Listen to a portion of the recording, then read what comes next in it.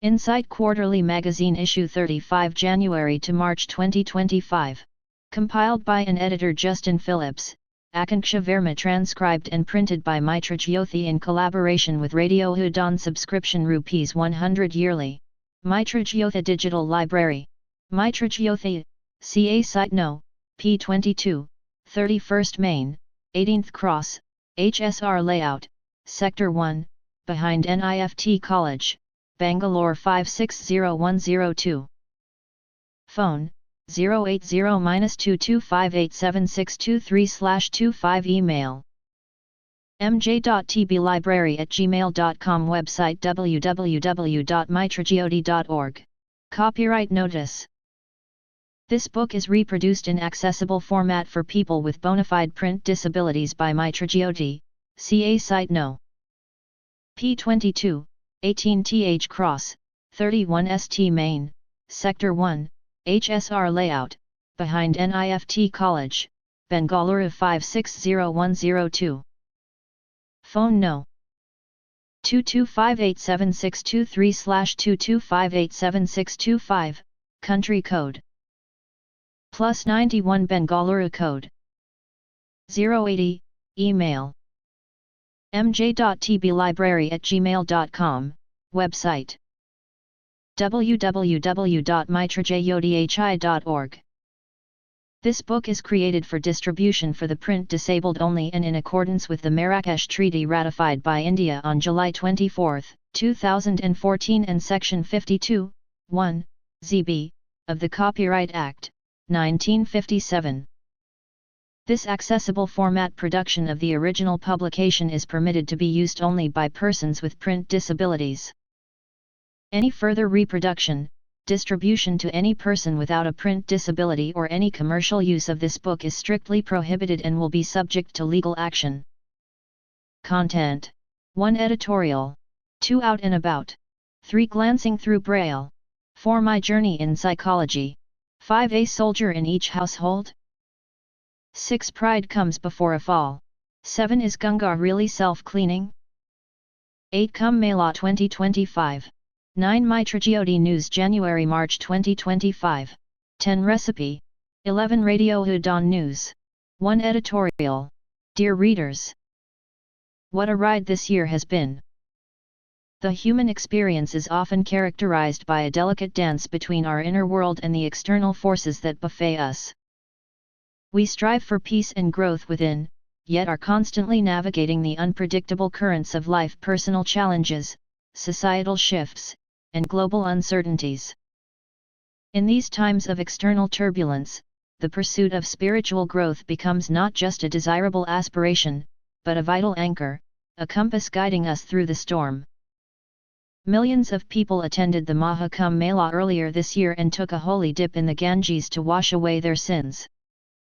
The celestial grandeur beckoned the devotees to visit Prayagraj to attend the once-in-a-lifetime event. Inner cleansing was set in motion for all these pilgrims who came from far-off places. People had barely settled down with their regular lives when 26 tourists were gunned down in Pahalgam in April. It was now time to do some external cleansing for our country. Our armed forces gave a befitting reply to Pakistan, which harbors terrorists. An uneasy calm prevails for now. Our lives also are full of turmoil and tribulation. Economic anxieties, political polarization, social unrest, and personal crises can create a cacophony that drowns out the gentle whispers of our inner voice. It's easy to become overwhelmed, reactive, and lose sight of the values we hold dear. The new year gives us a chance to renew our faith, to believe in our ability, and to build a better foundation for a brighter future. May you continue to learn and grow. In this edition of the magazine we have articles about Braille, learning, Kumbh Mela, and much more. Continue to enjoy these articles. If you have anything to share, please feel free to get in touch with us. Happy reading, and have a fantastic year. Justin Phillips, Editor. 2. Out and About. A placid fishing trip turned berserk for 3 New Zealand men when a dolphin weighing more than 900 pounds appeared to fall out of the sky before crash landing in their small boat. No one was badly hurt when the 11-foot bottlenose dolphin jumped aboard the open-top boat Friday, said Dean Harrison, the owner of the nearly 16-foot vessel. Harrison and two companions were fishing near the hole in the rock, a picturesque spot off the far north coast of New Zealand's North Island, while dolphins frolicked ahead. The men saw a shadow across the bright summer sun and heard an almighty boom before chaos unfolded. This one decided to jump on board and say hello, Harrison said. 1 minute everything was fine, and then just like lightning striking, there's a big dolphin in our boat thrashing around and breaking everything. The creature's flailing snapped every single fishing rod we had in the boat and severely damaged the bow as the trio clung to the sides of the vessel, said Harrison. One man had minor injuries to his arm where the juvenile male dolphin grazed his back and shoulder, but all three fishermen and the dolphin were otherwise uninjured. But returning the majestic creature to the sea was not an option for the trio due to its size. We looked at the dolphin still alive and breathing and we thought, we've got to start looking after him and figure out what to do, Harrison said. Because he's stuck in the boat for now, so he's coming along for the ride. The men alerted New Zealand's conservation agency and were directed to a boat ramp an hour away, where workers waited to help the dolphin. On the way, the trio used a hose to keep the creature wet and protected it from the sun using a damp towel depicting players from the All Blacks rugby team. On shore, members of a local Maori tribe prayed for the dolphin before it was returned to the ocean using a tractor. Helpers gave the 2 to 3-year-old creature a name. Tohu, which means sign in the Maori language. Tohu is now also the name of Dean Harrison's boat. The dolphin got to swim away and we got to walk away and we've all got a story to tell, he said. It's a good ending in a situation that could have been very different. Large marine creatures have made sudden and scary appearances on boats before. Last year, a whale leapt out of the water off the coast of New Hampshire, capsizing a boat and sending 2 fishermen flying into the ocean. 2 teenagers nearby, one who recorded video of the incident, came to their immediate rescue. In August 2022, a large mako shark jumped out of the water and landed on the deck of a fishing boat off the coast of Maine. About a month before that, a woman was stabbed by the bill of a 100-pound sailfish that jumped out of the water and attacked her as her companions were trying to reel it in on a boat near the Florida coast. Researchers at the University of Texas at Austin have discovered techniques to bestow superpowers upon sapphire, a material that most of us think of as just a pretty jewel. But sapphire is seen as a critical material across many different areas, from defense to consumer electronics to next-generation Windows, because it's nearly impossible to scratch. Sapphire is such a high-value material because of its hardness and many other favorable properties, said Chi-Hao Chong, associate professor in the Walker Department of Mechanical Engineering and leader of the new research. But the same properties that make it attractive also make it difficult to manufacture at small scales. Chong and his team hope to ease this challenge with new sapphire-based nanostructures as documented in Materials Horizons. The nanostructures show the highest aspect ratio yet for this material, which enables its superpowers without completely losing its stiffness and hardness. The research. While not quite as scratch-resistant as traditional bulk sapphire, the nanostructures are comparable to tungsten or traditional glass in that way. These new sapphire nanostructures repel fog, dust, and glare with self-cleaning capabilities. This is very exciting since nanostructures are traditionally seen as being fragile, but making them in sapphire can solve this problem, said Kun-Chi Chien, a recent Ph.D. graduate from Chang's lab and one of the lead authors. Inspired by the moth eye, the tapered profile of the sapphire nanostructures enhance light transmission and reduce glare. The nanostructure's high surface energy and aspect ratio create a superhydrophilic surface to prevent fog. The structures can also be treated to be a superhydrophobic surface to allow water droplets to roll off the surface, mimicking the lotus leaf effect. Our sapphire nanostructures are not only multifunctional but also mechanically robust, making them ideal for applications where durability and performance are critical, said Mehmet Kapinasai, a graduate student in Chang's lab and one of the lead authors. A microscopic view of sapphire nanostructures created by Texas engineers. Why it matters. This technology has a wide variety of benefits. For consumers, it could lead to smartphones that are easier to read in challenging lighting conditions, lenses and windows that don't fog up, cameras that aren't prone to glare and hardy windshields that don't get dusty. As we embark on the next generation of space travel, the anti-dust properties could ensure mission-critical equipment doesn't get caked in dust during landing missions on other planets, for example. It could lead to the creation of stronger infrared sensors and protective windows in defense applications. Our self-cleaning sapphire surfaces can maintain 98.7% dust-free area using gravity alone, said Andrew Tunnell, the student who conducted the dust adhesion experiments. This is a significant improvement over existing dust mitigation technologies and is particularly beneficial for applications in space, where water is not readily available for cleaning. What's next? The researchers aim to bring this technology to life, and they're looking to improve it several ways. They're scaling up fabrication to apply these nanostructures over larger samples, improving mechanical and chemical properties to enhance its abilities and exploring even more real-world applications. An American tourist was arrested after allegedly sneaking onto an isolated island in an attempt to meet a remote tribe untouched by the modern world and leaving a coconut and a can of Diet Coke. Mikhailo Viktorovich Polyakov, a 24-year-old who has posted travel content on YouTube, snuck onto the restricted territory of North Sentinel Island, a part of India's Andaman Islands, to try and meet the Sentinelese people, Indian police told CBS. There are believed to be around 150 people on the island. No outsiders are allowed to travel within 3 miles of the island to protect the Sentinelese, an uncontacted indigenous tribe, to preserve their way of life and safeguard them from outside diseases, according to the outlet. The American citizen was presented before the local court after his arrest and is now on a 3-day remand for further interrogation, Andaman and Nicobar Islands Police Chief HGS Dhaliwal told AFP. Dhaliwal told AFP that Polyakov kept blowing a whistle off the shore of North Sentinel Island for about an hour to attract the tribe's attention. He spent about 5 minutes on the island, leaving the Diet Coke and coconut, collecting sand samples, and recording a video before leaving, the chief noted. The Sentinelese made headlines 7 years ago when they killed John Allen Chow, 27, a U.S.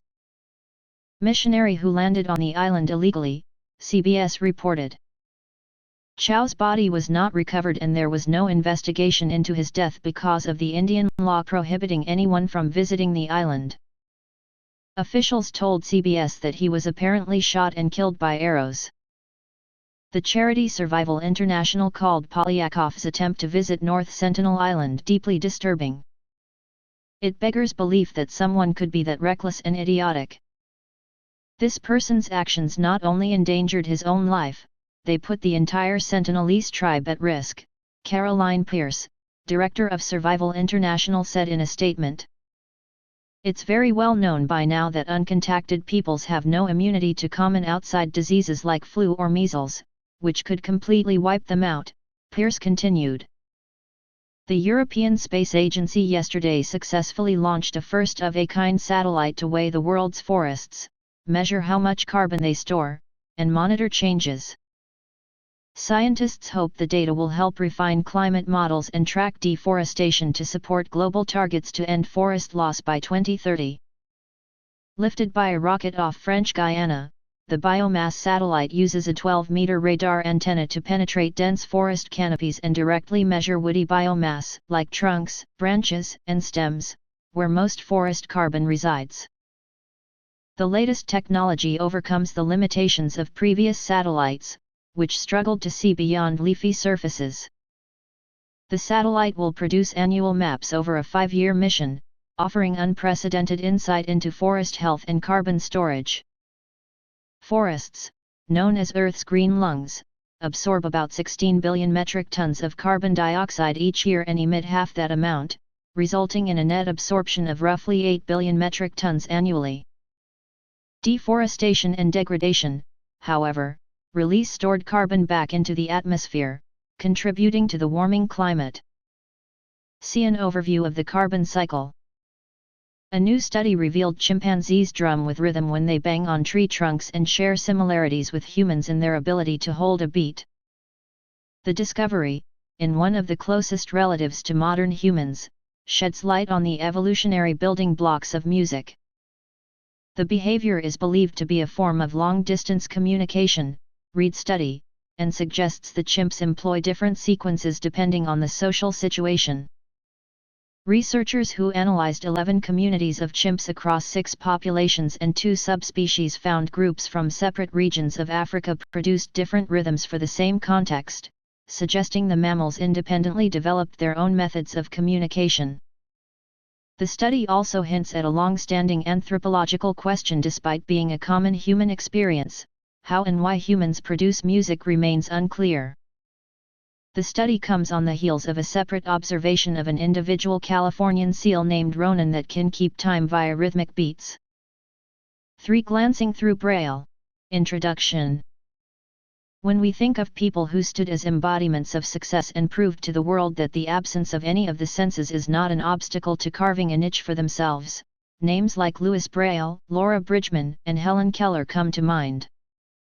As the 216th birthday of Louis Braille was celebrated splendidly across various institutions on January 4, 2025, generally regarded as Braille Day, this article is a homage to the great inventor of the Braille script. Since most readers are familiar with Louis Braille's story, this article aims to provide a succinct account of the origin and evolution of Braille, its varied formats, its usage in subjects like mathematics, sciences, music, and its significance in the current technological era. Braille opened the doors of knowledge to the visually impaired, enabling them to claim their right to live with dignity and pride. It transformed the disabled into definitely abled individuals who could communicate and perform tasks on par with their sighted counterparts. Some readers well versed in Braille might find the information familiar. Hence, this article is intended as an introductory overview for those new to the subject. The references will be provided at the end for enthusiastic readers. History and evolution of Braille. Definition: Braille is the tactile method of reading and writing for the visually impaired, developed by Louis Braille, 1809 to 1852. It uses 6 raised dots in a systematic arrangement known as a Braille cell. Traditionally, the dots in the left column are numbered 1, 2, 3 from top to bottom, and the right column have dots 4, 5, 6. Writing proceeds from right to left, and reading is from left to right. A rectangular-shaped Braille slate with grills, cells, is used to write the script. Though it appears in various sizes, the commonly used one is comparable to the size of a standard school slate. The dots are embossed using a Braille stylus, a pointed instrument with a needle-like tip and a plastic holder that fits between the fingers, enabling visually impaired individuals to write. Before Braille, various methods were used for educating the visually impaired. These can be divided into 3 categories. The first category involved crude materials like wood, wax, strings, pins, etc., used for carving and engraving the letters to read and write. Examples include Didymus of Alexandria carving wood letters and joining them to make words and sentences. A Viennese musician, Maria Theresa von, was taught to read the letters made by sticking pins in cushion. Later, she is reported to have learnt to read by a system of letters pricked through cardboard. Later came embossed prints. Valentine Haüy, regarded as the father of education for the visually impaired, used large relief printed Roman letters. Though a forerunner to line-type scripts, reading in this system was cumbersome, and writing required setting up letters in type, making books heavy and expensive. Other systems, such as Gauls type, Boston line letters, and Moon type, used various methods of embossing, like angular modification of alphabets, shapes, and symbols to represent the letters also emerged, each with benefits and challenges. However, the inability for visually impaired individuals to create their own notes remained a significant drawback, leading to the need for a system like Braille. Invention of Braille. Louis Braille, blinded at the age of 3, showed immense brilliance. His father carved letters on wood and leather to teach him. Later, at the Royal Institute for Blind Youth, Louis encountered Charles Barbier's night writing called as écriture nocturne, a system using 12 dots in 2 columns, starting with 2 at the top and changing by steps to a dozen in 2 vertical lines. He could represent 36 sounds, vowels, syllables, and consonants, and a range of numbers by using other symbols like dashes. At first the system was devised for soldiers to read orders in darkness. Although initially appealing to students for its ease in note-taking and communication compared to reading embossed alphabets, its limitations such as lack of support for spelling, composition, grammar, and geography soon led to reluctance in its continued use. Louis realized that true literacy required an efficient system. At the age of 15, he understood that true emancipation for the blind was impossible without access to learning through books. With remarkable clarity, he shaped his reasoning into a foundational insight. There exists a crucial distinction between touch and feeling, a nuance the sighted had failed to grasp. He observed that as the sighted eye moves left to right across a line of text, it merely delivers an alphabetical sequence to the brain, which instantly interprets it into meaningful patterns, emotions, and expressions. Thus, his first cornerstone was a profound truth. It is the brain, not the eyes, that reads. From this, he reasoned that the fingers, too, could transmit an equally immediate and meaningful image to the brain. Then he developed the 6-dot Braille system, combining various dot configurations for quicker reading and writing through touch. Working always in reverse from right to left, the system became simple, quick to learn, and transformative. Though initially opposed, Braille gained recognition after a demonstration at the Royal Institute's new building inauguration on 22 February 1844. Students showcased their proficiency, and the system received great applause, marking a major victory. Various formats of Braille. Post the World Congress for the Blind in 1878, countries adopted the 6-dot Braille method, leading to variations. British or English Braille. 3 forms: Grade 1, uncontracted, Grade 1 and 1/2, with 44 contractions, and Grade 2, contracted with around 200 contractions. American Braille.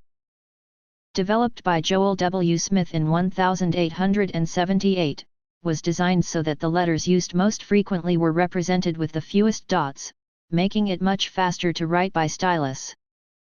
New York Point. It was developed at the New York Institute for the Education for the Blind. In this system the size of cells varied between letters. There were 2 rows of dots, 2 to 4 columns wide. Like American Braille, the most commonly used letters have the fewest dots. Though it prioritized compactness, it had some challenges. Unified English Braille, UEB. Initiated in 1991 and has been adopted by various countries since 2004. UEB standardized Braille globally and is amenable to computer translation either from Braille to print or from print to Braille without the inaccuracies of previous Braille systems. It introduced new signs and removed some contractions without drastically changing the 6-dot Braille code.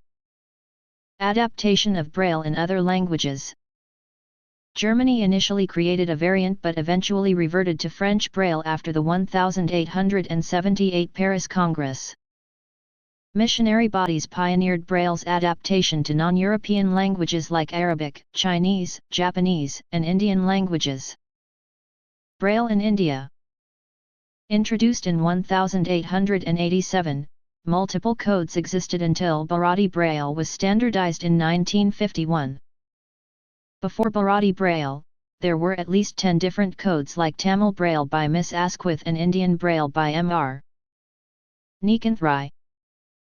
Bharati Braille adopted the natural alphabet order of Indian languages and aligned with World Braille principles. Usage of Braille in various subjects, mathematics and sciences. The Nemeth Code, developed by a mathematics professor. Abraham Nemeth in 1946, allows mathematical and scientific notation using Braille. It uses indicators alongside Braille characters to represent mathematical symbols precisely. It is one of the several methods used for representing mathematical notations. Louis Braille himself developed some mathematical signs for representing numerals and geometry. M. Vasantha Subalakshmi. For my journey in psychology, I chose psychology even before I fully understood its meaning, and it's been my passion ever since. Over the years, my inclination towards psychology has only grown stronger. However, as a visually challenged individual, I've faced my share of challenges. There have been moments where I've been rejected by institutions that didn't think I was suited for the field. Despite these setbacks, I've also had the privilege of being accepted by some institutions that saw beyond my limitations. These contrasting experiences have taught me a valuable lesson. Both acceptance and rejection are perspectives that can be learned from. Rejections don't necessarily mean discouragement. They can be opportunities for growth. When it comes to experiments, I've learned to adapt. I conduct experiments under the supervision of an experimenter, focusing on those that don't rely heavily on visual cues. For experiments that do require visual cues, I focus on learning the theory and concepts. My records are typically kept in digital format, which allows me to work efficiently. One of the challenges I face is learning concepts that are demonstrated visually. It can be overwhelming to imagine and understand visual ideas while lacking visual perception. Visual cues can be like a foreign language to someone born visually challenged. However, aside from these specific challenges, I face similar obstacles as anyone else, such as meeting deadlines. When it comes to observation, I rely heavily on auditory stimuli and, when feasible, tactile stimuli. My observations are rooted in my experiences, and I've been learning to navigate the field of psychology in my own way. Despite the challenges, my passion for psychology remains unwavering, and I'm determined to make the most of every opportunity that comes my way. Firdos. 5. A soldier in each household? Do you know which is the biggest village in India? As of 2019, there are a total of 664,369 villages, up from the 649,481 recorded in the 2011 census. The maximum number of villages are in up totaling 1,07,000, while the village count in Goa is 411. Gamer, located in Ghazipur district of Uttar Pradesh, is said to be the largest village in Asia, where the population was more than 2 lakhs in 2024. Situated on the border of Bihar and Uttar Pradesh, this village is spread over about 8 square miles and is situated near the river Ganges. It is said that this village was settled in 1530. Located 40 kilometers from Ghazipur district, this village also has a railway station which is connected to Patna and Mughal Sarai. Another specialty of this village is that it is also called the village of soldiers because a member of every household of this village is working in the Indian Army. About 12,000 soldiers of this village serve in the Indian Army. There are more than 15,000 retired soldiers in the village too.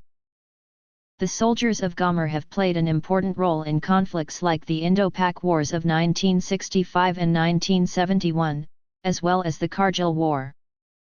During the World War, 228 soldiers from Gamer were included in the British Army, out of which 21 soldiers were martyred. Even today there is a stone inscription in their memory in the village. Salute to the brave sons here. There is also the famous Kamakya Devi temple in Gamer, which is a major center of faith for the people of Bihar and eastern Uttar Pradesh. Gamer may be a village, but it has all the facilities of a city. The village itself has a telephone exchange, 2 degree colleges, 2 intermediate colleges, 2 high schools, 2 middle schools, 5 primary schools, health centers, etc. A total of 11 trains stop at Gomer railway station, and some soldiers keep getting off at every train station, but on the occasion of festivals, seeing the huge number of soldiers getting off here, it seems as if the station has been converted into a military cantonment. The ex-servicemen of Gomer have formed an organization called Ex-Serviceman Service Committee. Every Sunday the committee meets in the office, in which various issues including the problems of the village and the soldiers are discussed. The boys of the village are also helped in the necessary preparations for enlisting in the army. This village is blessed. Justin. 6 Pride comes before a fall. This is a famous English proverb which states that overestimating one's ability or letting pride cloud your better judgment is often a precursor to spectacular failure. However, in the tragic case of 27-year-old stuntman AJ Bakunas, that saying can be pretty much taken at face value. His daring yet unnecessary rooftop jump from the 22nd floor of the Kincaid Towers was unfortunately to be the last stunt that he would ever perform. Born in October 1950, AJ Bakunas was working as a gym teacher in his home state of New Jersey when in 1974 he opted and quit packing it all in and heading west to the bright lights of Los Angeles to make his name as a Hollywood stuntman. By 1975 he was starting to get small parts, for example as an extra in Al Pacino's Dog Day Afternoon, and working as an uncredited stuntman in 1977's The Car and the movie stunts from the same year. Around this time, he began to be known as a guy who was pretty good at taking a high dive, doing stunts which involved falling from great heights without a parachute, usually making the landing into an airbag. In 1977, he really made a name for himself in the stunt community by setting a new world record for free falling with no parachute. His 235-foot jump from a helicopter performed for the 1978 Burt Reynolds movie Hooper cemented his reputation as one of the top free fall stuntmen in the country. Soon afterwards he got a role as a stuntman combined with a small acting part. AJ found himself sharing the screen time and dialogue with Hollywood icon Peter Ull in the movie The Stuntman. It must have seemed to AJ that his decision to try his luck in Hollywood had really paid off, and that his excellent work in falling down to earth would actually be the thing that would send his Hollywood career shooting skywards. It was at this time that AJ was called upon to work his magic on a somewhat less than stellar production, the 1979 movie Steel, starring 70s iconic $6 million man Lee Major. Steel was definitely a product of its time, mixing the skyscraper hijinks of disaster movies like The Towering Inferno with the good old boy vibe of movies like Smokey and the Bandit and Convoy, which were all the rage at the time. The plot of Steel, for its worth, is that following the untimely death of construction boss Big Lou Cassidy, the completion of a downtown skyscraper is now in the hands of his feisty daughter Cass. But if the building isn't finished in 3 weeks, the banks will move in to repossess and Cass will lose everything. With 9 floors still to go, the task seems impossible. But Cass enlists the help of steel erection legend Mike to get the job done. Mike calls in some favors and rounds up a team of maverick but highly skilled steel erectors, and with the dream team in place, it's now a race against time to finish the job. Can this motley crew of lovable rogues finish the job and save Cass and her business from the unscrupulous bankers? Well, you'll have to watch the movie to find out. AJ Bakunas was brought in to double for well-known actor George Kennedy, performing the stunt where Kennedy's character Big Lou falls to his death following an explosion on the top of the building. For the high-rise scenes in Steel, the producers chose the King Towers complex in downtown Lexington, Kentucky, which was actually under construction at the time. During the shooting on the King Towers, AJ performed his stunt successfully, jumping from the 9th floor into an airbag below. Cameras were rolling. The fall was caught on film and everything went to plan. However, not long after completing the stunt, AJ heard that his world free fall record had been broken, and not just broken but completely smashed. Dar Robinson, a veteran stuntman of iconic 70s movies such as Papon Rollerball and Magnum Force, and widely considered to be one of the best in the business, had leapt from a helicopter at a height of 286 feet as part of a publicity stunt for an upcoming documentary. This was now the official world record, beating AJ's previous record by at least 50 feet. Now AJ was obviously gutted, but at the same time determined to get back his world record. Even though almost all the footage for Steel had already been shot and was in the can, as they say, AJ persuaded the producer and director to go ahead with a new stunt. This time he wouldn't be jumping from the 9th floor, this time it would be the very top of the building, the 22nd floor, a height of around 320 feet. The doctor working on the set advised against performing the second jump. He thought it was just too dangerous. But with AJ fully committed to the jump and the director and producer on board as well, the stunt was going to go ahead despite any reservations from crew members. Somebody's got to do it. I'm a professional stuntman and I have pride in what I do. And so on September the 22nd, 1978, a crowd of over 1,000 spectators, including AJ's father who had flown out to watch, gathered in downtown Lexington to see history being made. For anyone watching that day, it was a sight that they would never forget, tragically for all the wrong reasons. Well, it should be exciting, but are world records worth the risk? AJ Bakunas was set and took the plunge. Straight away, it was clear that something had gone terribly wrong. One WKYT cameraman who was there to film the jump recalled that when he hit, the ground shook beneath my feet. First responders and paramedics rushed to get to AJ. Incredibly, he was still alive but very badly injured. He was rushed to the Good Samaritan Hospital, where surgeons immediately got to work on trying to save AJ's life. He had broken both hips, multiple ribs, both shoulder blades, and he was suffering from internal bleeding. AJ was conscious and aware that he was in a very serious condition. He was a strong guy, but you could see in his eyes the fear. The surgeons were able to stop the internal bleeding, but AJ's most serious problem was the damage to his lungs. The impact had bruised them so badly that the surgeons couldn't do anything to repair the damage. The abrupt deceleration caused tremendous damage to the lung tissue. The cells themselves actually disintegrated. His pulmonary injury was just too severe. AJ's mother and 5 sisters flew out to be at his bedside, but there was nothing further that the hospital staff could do for him. He died the following day from his injuries. He was just 27 years old. Although AJ's jump was perfect and he hit the airbag spot on, jumping from such a height meant that he was just falling too fast at the moment of impact. It is estimated that AJ was traveling anywhere between 100 to 115 miles per hour when he hit the airbag, which simply split open along one of the seams when he landed. This allowed him to smash straight through to the road surface below.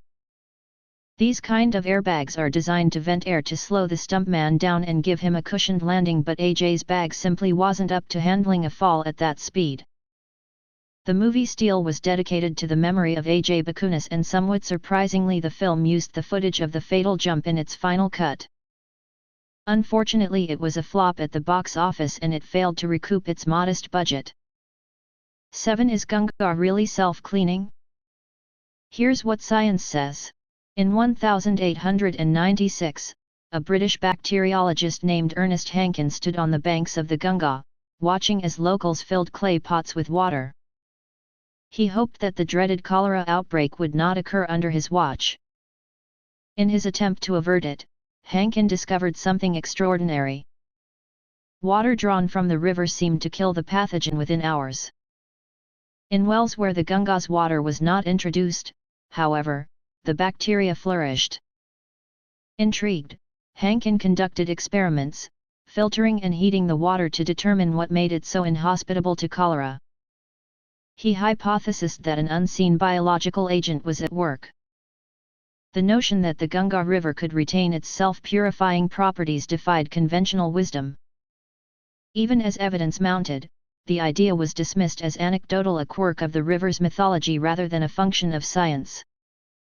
Hankin's discovery would take another 3 decades to be recognized as the action of bacteriophages, viruses that prey exclusively on bacteria.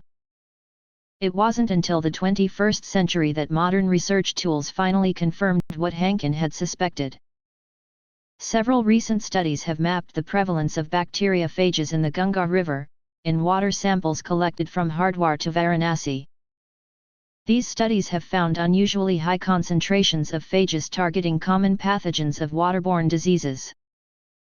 Some scientists have even isolated bacteriophages that neutralize deadly, antibiotic-resistant bacteria. When phage therapy was first discovered, researchers were elated that the Ganga was an untapped reservoir.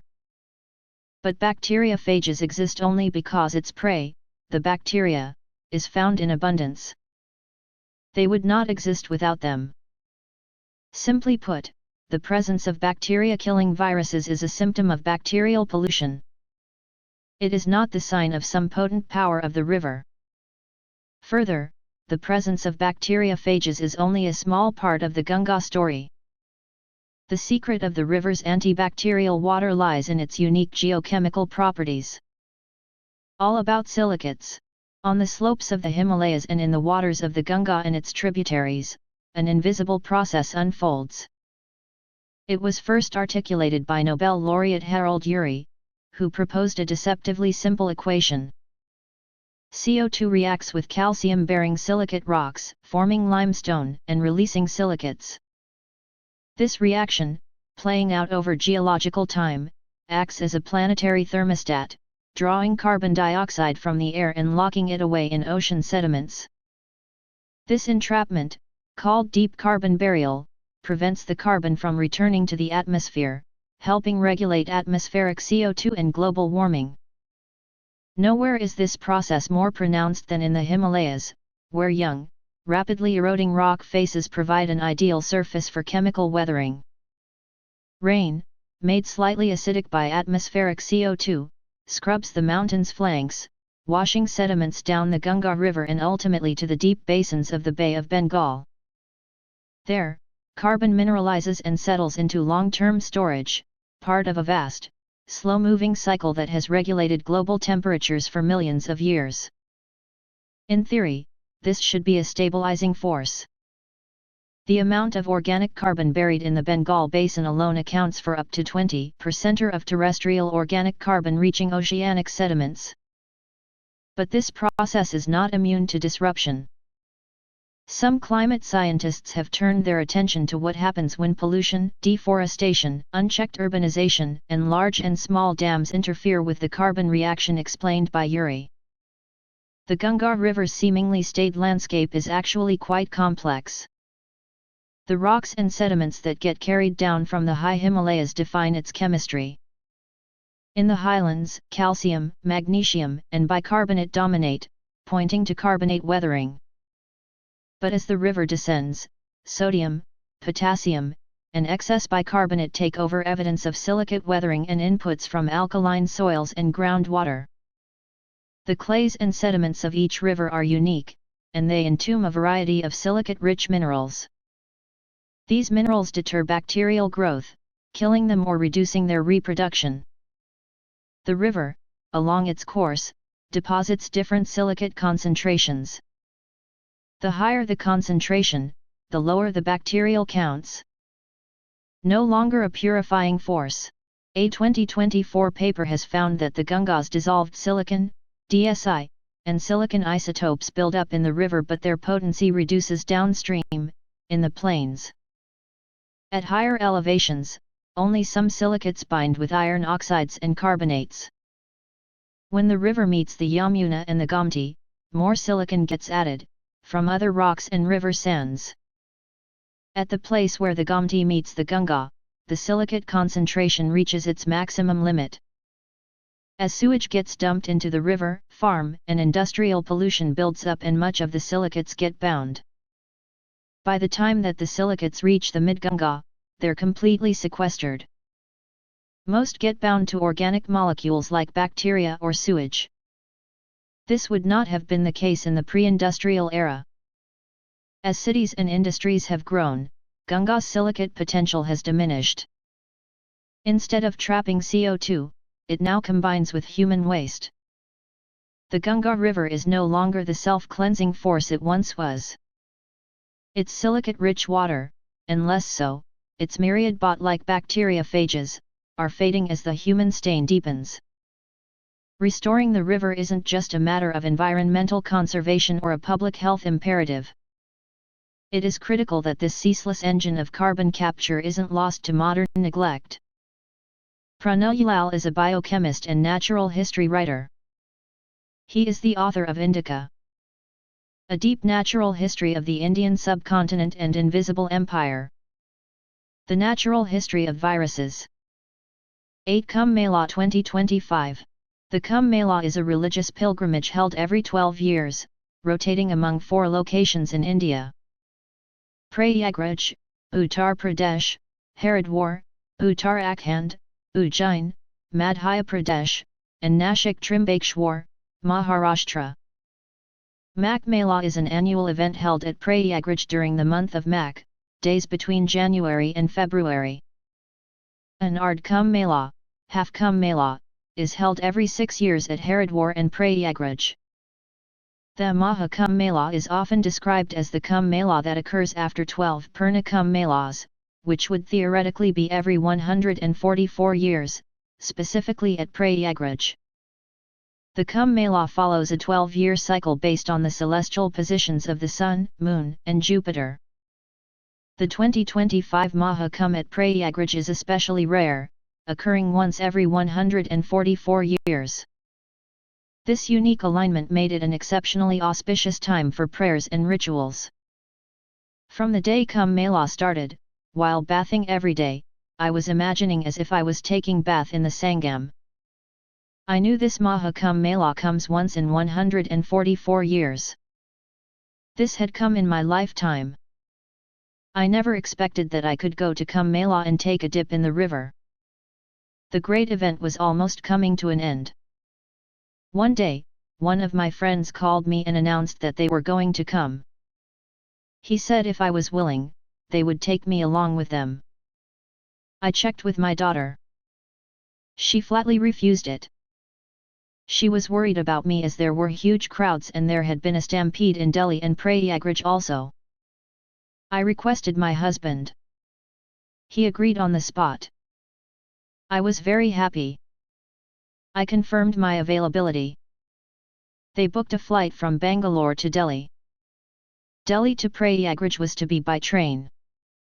Having spoken to many pilgrims, they all said that it was crowded but the arrangements were very good. I was mentally prepared to walk. The day finally arrived.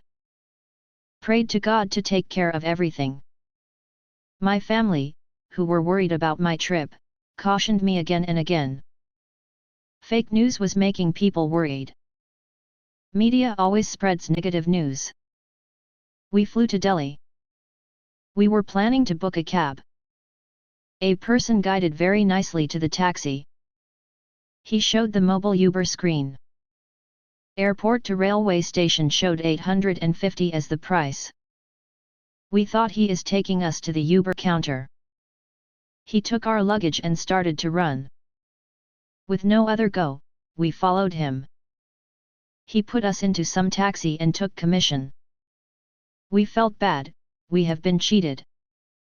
At the Delhi railway station, they were allowing only ticket holders inside, like at the airport. They were not issuing platform tickets. When our train arrived, outside every compartment, a policeman was present for smooth travel. Happily boarded the train.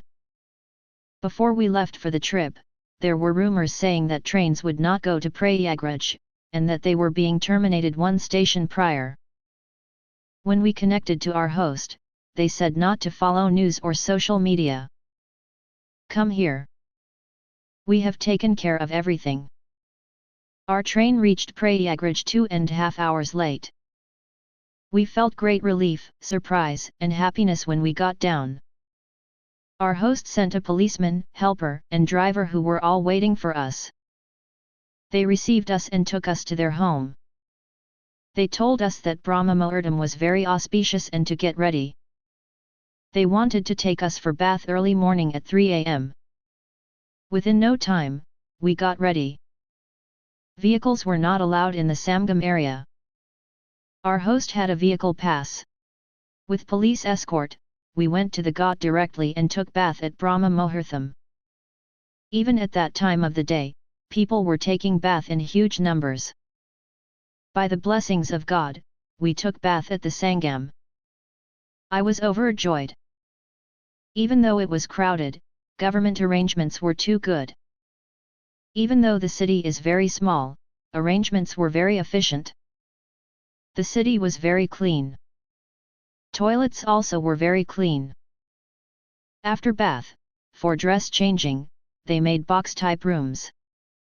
Our host told that Prayagraj residents sacrificed in many ways. They had declared holidays for schools. People struggled to reach their offices and businesses. Because of traffic, many were not getting medicines on time. Prayagraj people offered food and accommodation to lots of pilgrims. The police, guards, volunteers, and government officials really did work extremely hard. I was praying for them. I am grateful for their services. Our host had taken excellent care of us. I felt as if I went to a resort, and not for Kumbh Mela. This was an unexpected and unbelievable experience for me. I really felt blessed. Hema Sethi, 9 Mitra Jyothi News January-March 2025. 5 staff members from Mitra Jyothi and 6 staff members from Samart Anam Trust for the Disabled, participated in a transformative content creation training program held at Mitra Jyothi from 8th to 10th January 2025. The training was led by Drive Hamiyar Mobeji, Director, Programs Asia and Africa and Mr. Charag Mobeji from Baini Tech. The training focused on creating accessible Word documents, ensuring publications meet accessibility standards and contributing valuable resources to the Bookshare library, supporting the number print disabled community. Beyond content creation, participants also explored cutting-edge assistive technologies like TalkBack, Dolphin Easy Reader, and Seeing AI. These tools empower beneficiaries to navigate the digital world with independence and confidence. In collaboration with NAB Delhi and Bridgestone India, Mitra Jyothi successfully organized a mobility and road safety training program on January 25, 2025 to empower visually impaired individuals with essential skills for safe and independent travel. The training covered cane usage techniques, road safety tips, and comprehensive mobility strategies. Participants received kits containing a road safety and mobility tactile Braille guide, a white cane, and a cane repair kit sponsored by Bridgestone India, a CSR initiative. The program was attended by 25 visually impaired participants, and we trained another 175 visually impaired individuals in February and March 2025.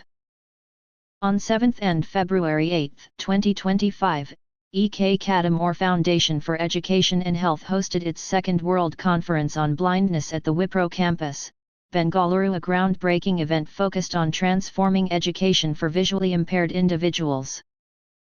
The conference brought together experts, educators, advocates, and policymakers to address the holistic needs of children and adults with visual impairment.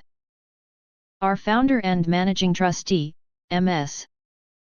Madhu Singhal, participated in a panel discussion on inclusive teacher education programs, sharing insights on building a more accessible and inclusive future. It was truly inspiring to engage in meaningful discussions and hear diverse perspectives shaping the future of inclusive education. A heartfelt thank you to MSRI, Microsoft Research India, for an inspiring PAC network meet that took place on February 13, 2025.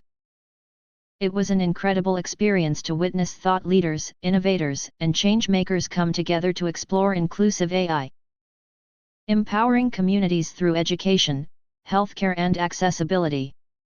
From insightful presentations to a thought-provoking panel on scaling AI innovations, the event truly highlighted how AI is transforming lives globally. At Mitra Jyothi, we are grateful to be part of this journey and deeply appreciate the efforts of MSRI, Peter Lee, Doug Berger, Ashley Lorenz, and all the esteemed speakers and collaborators who made this gathering impactful. A special thank you to Reshma from the Microsoft team for her dedication in making the Hindu newspaper accessible to visually impaired students. Thanks to her efforts, students receive the newspaper daily, ensuring equal access to information, education, and opportunities. An accessible newspaper is more than just a resource, it is a symbol of freedom, empowerment, and inclusion, fostering equal access to information, enhanced awareness, educational growth, and social inclusion. Looking forward to continued innovation and collaboration for social good. On 20th March 2025, the Mitra Jyothi team had an incredible experience visiting the new Google Bangalore office Ananta, where the teams engaged in meaningful discussions on assistive technology and accessibility. Our visually impaired users shared their personal journeys, highlighting how technology has transformed their lives, enabling independence, productivity, and inclusion in the digital world. From screen readers to magnification tools, our users demonstrated how they navigate everyday challenges with technology. It was a powerful session filled with insights, experiences, and hopes for a more inclusive future. A big thank you to the Google team for hosting Mitra Jyothi team and for championing accessibility. Together, let's continue to break barriers and build a world where technology empowers everyone. Mitra Jyothi proudly celebrated 35 years of empowerment on March 22, 2025. The day was a vibrant blend of joy, inspiration, and celebration, marking yet another remarkable milestone in our journey of serving the visually impaired community. The Mitra Jyothi team was truly honored by the presence of distinguished guests and supporters, whose participation made the event even more special. A heartfelt thank you to our chief guest, Ms. Meghana, ex-student of Mitra Jyothi, Assistant Director, DD Chandana Bengaluru, Indian Information Service, for gracing the occasion with her presence.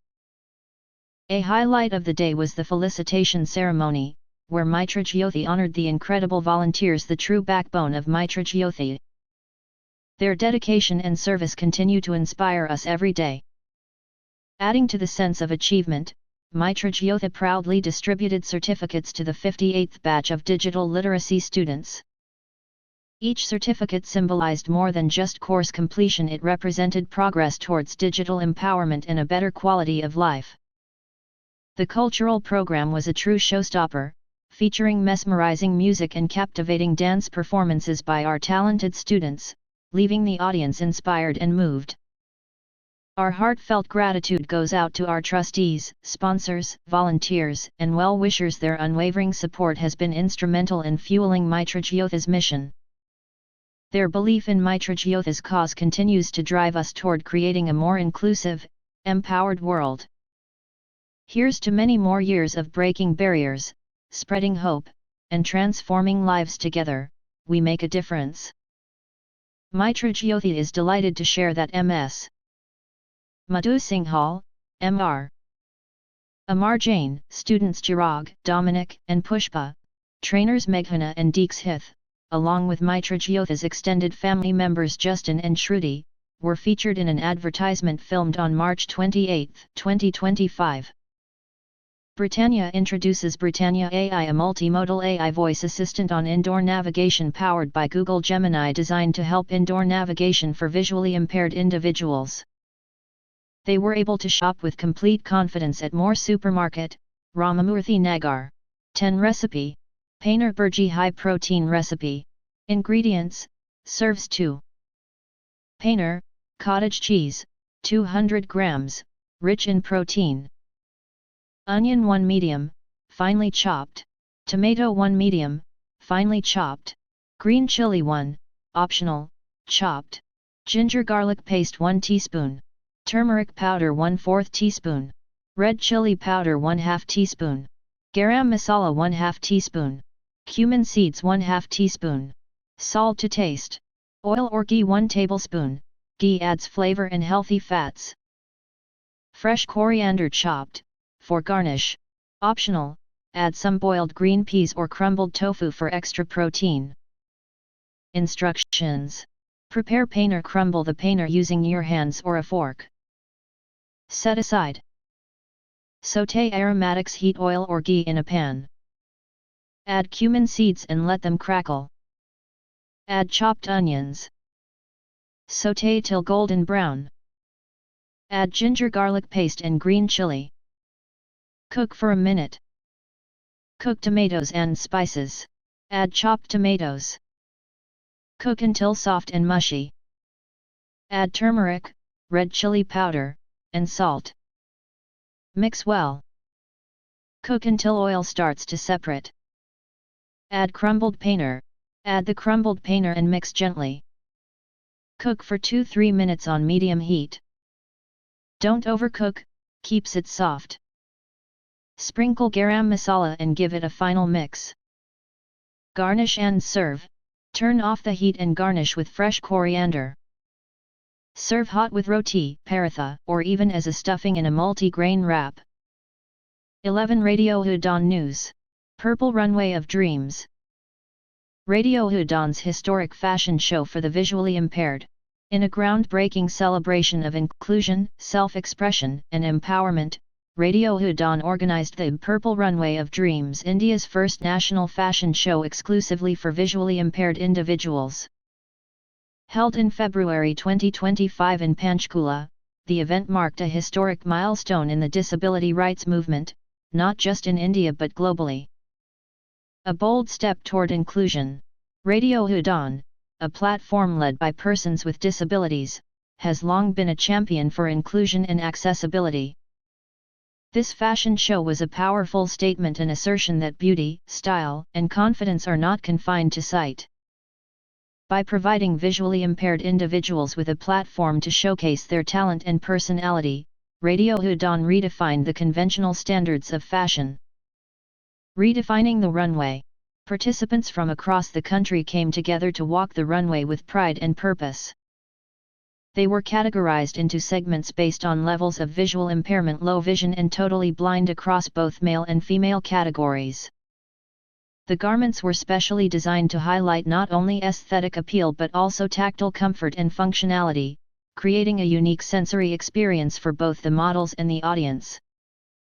The event was a celebration of individuality, courage, and empowerment. The participants displayed remarkable confidence, grace, and stage presence, proving that disability is not a limitation, it is a different lens through which to view strength.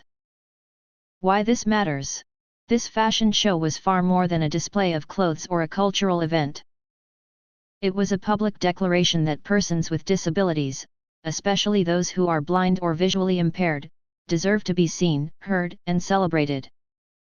It addressed a crucial gap in representation and challenged deep-rooted stereotypes that often marginalize people with visual impairments. Fashion, often considered a visual art, was reinterpreted through touch, sound, and movement. For the visually impaired, participating in such an event provided a sense of validation and visibility. It was an opportunity to feel proud of their identity, to explore creativity, and to inspire others. The broader impact. Events like these are essential for building an inclusive society. They normalize disability, shift public perception, and open doors to new opportunities in the world of arts, media, and fashion. Most importantly, they send a message to every visually impaired child or adult that they, too, can aspire, achieve, and shine. The Purple Runway of Dreams was not just a fashion show, it was a revolution stitched in courage, tailored with dreams, and adorned with dignity. It has created a legacy that will continue to inspire generations and push the boundaries of what's possible in the journey toward true inclusion. Upholding digital accessibility, CCPD's landmark actions in 2025. In a decisive move to enforce accessibility standards, the Court of the Chief Commissioner for Persons with Disabilities, CCPD, took sweeping action in early 2025 against widespread non-compliance on digital platforms. Acting on 150-plus complaints, the CCPD fined 155 establishments, 87 government bodies and 68 private entities $10,000 each for failing to meet the mandatory accessibility requirements laid down under the Rights of Persons with Disabilities Act, 2016. The fines were ordered to be deposited in the National Fund for Persons with Disabilities, with the warning that continued non-compliance after February 28, 2025 would invite stiffer penalties. The compliance gap. The penalties highlighted two key failures. First, most organizations had not appointed certified access auditors to evaluate their websites and mobile apps. Second, only a handful filed the required audit reports, exposing a wide gap between policy and practice. The CCPD's orders framed accessibility not as a courtesy but as a statutory obligation and set strict timelines for remediation. 3 illustrative cases. Indian IP Office, IPO. A complaint from a visually impaired patent attorney revealed that the IPO's e-filing portals were unusable with screen readers. The CCPD directed the IPO to introduce access enhancements, appoint a dedicated disability officer, and collaborate with the National Informatics Center to implement WCAG-compliant upgrades. FastDoc Exemption Portal. When a blind commuter's application for an exempted FAS tag was rejected because disability status could not be verified online, the CCPD ordered the Transport Ministry to give the National Highways Authority of India real-time access to the government's Parivahan database. This single directive streamlined the exemption process for thousands of persons with disabilities. Practo Technologies. A visually impaired lawyer's petition against Practo's inaccessible booking platform led the CCPD to mandate a full overhaul of the company's website and app within 6 months. The order made clear that private digital businesses are equally bound by accessibility norms, setting an important industry precedent. Why these orders matter? Legal clarity. The CCPD's rulings reinforce that digital accessibility is a right, not a favor. By levying fines and setting deadlines, the court signaled that neglect carries tangible consequences. Public-private parity. Government portals and private apps alike were held to the same standard, broadening the scope of compliance across sectors. Systemic impact. Directives such as data sharing between NHAI and Parivahan solve bottlenecks for entire user groups, not just individual petitioners. Cultural shift. High-profile cases raise public awareness, nudging organizations to prioritize inclusive design at the planning stage rather than as an afterthought. Looking ahead, the CCPD's interventions in 2025 mark a turning point in India's accessibility journey. By turning individual grievances into systemic reforms and by coupling guidance with penalties, the court advanced the vision of a barrier-free digital India. As more organizations audit and adapt their platforms, the expectation is clear. Accessibility is now integral to good governance and good business alike. This learning material is distributed free of cost under the Project of Financial Support for Development of Accessible Learning Materials under SIPDA Scheme, Scheme for Implementation of the Rights of Persons with Disabilities Act, DPUD, Department of Empowerment of Persons with Disabilities, Government of India. Nodal Agency. National Institute for the Empowerment of the Persons with Visual Disabilities, NIAPD, Dehradun.